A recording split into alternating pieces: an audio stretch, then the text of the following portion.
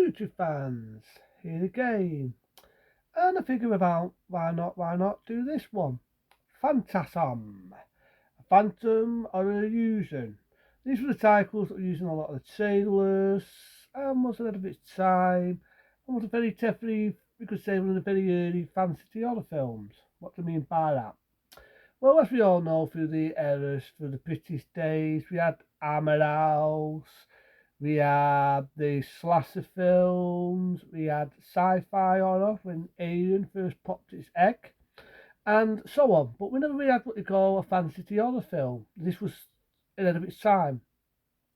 So Phantasm come out, we had the Tall Man, we already know the actor is sadly no longer with us, may rest. And we had the young boy that witnessed these horrible events, and so on. So it come with a bloody film. So you start off with this guy, he's in a cemetery of all places, he's making out with this woman, it's like nice to look at, blonde hair, nice tits, and so on. But the next you know, it goes a bit weird, she pulls a knife out and stabs him, and he dies. And then you got the words Phantasm, fly out. Now I do know over the years it made a lot of sequels, but this is the original, the tacit one. So it started with a funeral of this poor guy that's been stabbed. You've got a young lad who expects there's more to it than just he's. I remember right, it's one of his family members. Could be right, could be one. It was his cousin or his uncle who got viciously stabbed. And all the way through the film, he sees all this weird stuff in this cemetery. And he expects the guy that's working there, who's called the Tall Man, has something to do with it. He's having these weird teams on the way. You've got these like weird little demons. And I swear, right, I fucking swear that the director that did this must have seen Star Wars.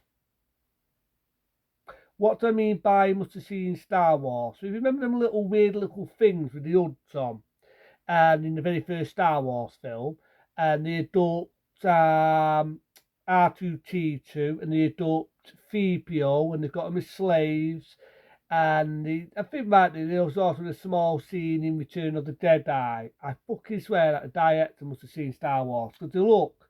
And a lot of people may have ever seen Phantasm know what I'm on about. They look exactly like that with the hoods and everything, and they got the idea that this guy called the Tall Man, he works for Satan. I never always thought he was a fucking alien and all this shit. I think he worked for Satan, is how I see it. And the people what died, he was giving their souls to Satan to do a deal with Satan. That's how I look at it. Well, I thought it was pretty good. The imagination's there. It's one of them that has a lot of twists, has a lot of turns, off the ball, and so on. So all the way through the film, he sees all this weird stuff going on, and he sees this psychic with his dirt, that's pretty to look at. And this woman has this magic power, she tells him to put his hand in a box and it shits him up. And by accident, the dirt does a stupid thing. She wanders into the cemetery. You don't see it, but you got the idea she's been killed. And it's like I said, there's a lot of weird things on the way. The tall man's chasing the boy. Oh, before that, there's a bit where the tall man lifts up a coffin and he lifts it up with one arm. And you're thinking that's the audience, whoa, that's fucking weird. There's a lot of weird things here and there.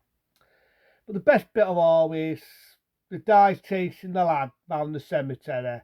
And this guy's running a doss. This bit where you see the ball. I love the way you see the ball. It goes, and it goes like this really red colour when it's chasing the lad about. And I do remember when they was making the film, they used like a Christmas ball. They're making the shit up. They actually used a Christmas ball, bit of string, and they moved it about. Now, for the budget of this film, believe it or not, it wasn't a big budget. When they was making Phantasm, it was not a big budget film. But for what they had and what they had to work with, this is why I fucking always keep saying CGI sucks ass. Sucks asses. Because what they did for the effects, for the ideas, for this film is bloody brilliant. So like I say, he got this ball, chasing the lad about, he stabbed this poor fellow, it sucked his brain out. Died bloody, I make it sound more gruesome than what it was, but it's pretty bloody. And the doorman's trying to get him and he uses a finger And there's a bit later on where he's got the finger in this box, it's reeling about, it's really laughable. It turns into this weird little five thing and it's attacking him. That is cut, deleted out the film.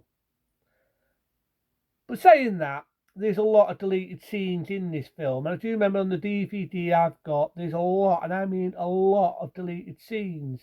Some of this was in the film, and some the time of foil one when they did Phantasm 3. And I do know when they did Phantasm 4, they do use a lot of deleted scenes, what was used in this one, the original one, the classic one, the 1979 Phantasm.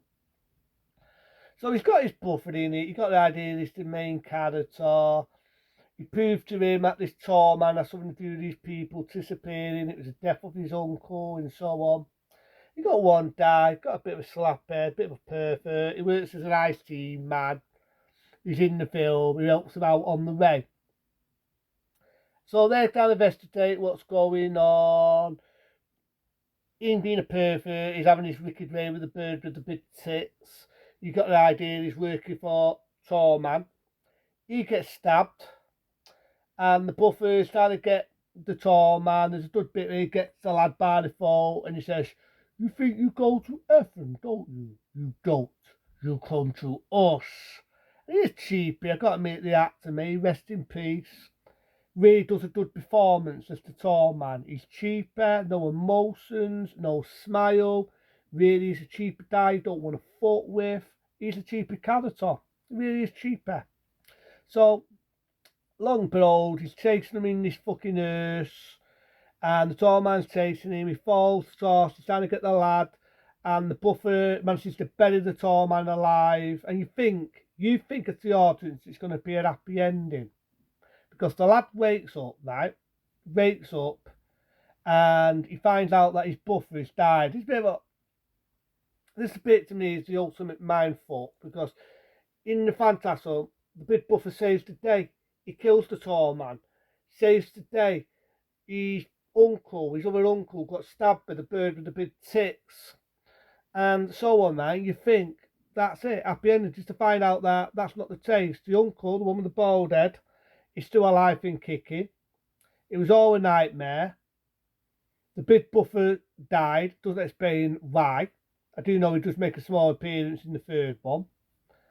And you think, okay, so he's done in the story, right? And there's a bit where he's gone in the bedroom, he wants to get ready, and he's going to meet with his uncle for a few days. You see the affection of the tall man, right?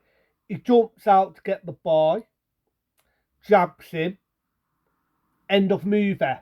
And you think that the little lad must have got killed and so on, but that's not the case, because I do know 10, 15 years after they did a Phantasm 2, different actor, but it kind of foils on from where this leaves off. And that's not the thing with the Phantasm films, right? I do know, like I said, they made a lot of sequels to these, but my only issue is every one of them never has an ultimate ending. The tall man, you never know, lives, never dies. Even if he does die, there's always a scene where he makes a comeback. Yes, I know they did that at some of the Nightmare on Elm Streets, where Freddy jumps out, like the famous car scene, the scene in the second Elm Street with the bus. But even then, they always had an ending where, he got his triumphant. In this, it never really does have an ending. Because it ends, like I said, the lad thinks his buffer's dead. And you see the affection of the tall man. He looks over. Boy! Which he says all the way through the film, jabs the boy. I mean, there's even a nightmare scene halfway through the film where he stood there, really cheapy scene, and he's there with his arms like that, and they've got that miracle demon things, and he's jabbing the boy. It's a nightmare scene. It's in the trailer.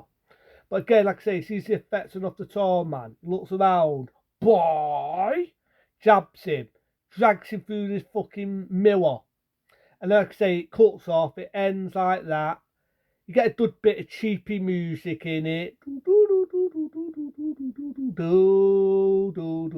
doing a shit job.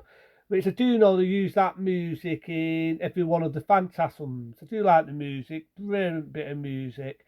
And that's why I say this, when you think about it, Phantasm, it's the first fantasy horror film. Because, you know what I mean, during the 50s, so right to the 70s, you had your Hammer Houses, you had films very similar to Hammer House, You had Alien, which was the first sci-fi sort of B horror film, well not B, but sort of like a sci-fi horror film. You had other sort of horror films, whether it be the slasher films like Texas Chainsaw Massacre, Halloween, the list goes on. But this was the first one to have a bit of fantasy to it, and I like that. I like it. Yeah, the ending, I could take it or leave it. I thought it was a bit the ultimate mindfuck because it never explains what happened to the big bluff, or even in the third one, it never explained, well, how did he get killed? Last we saw of him, he had the winning card. He had the winning card. He killed the tall man.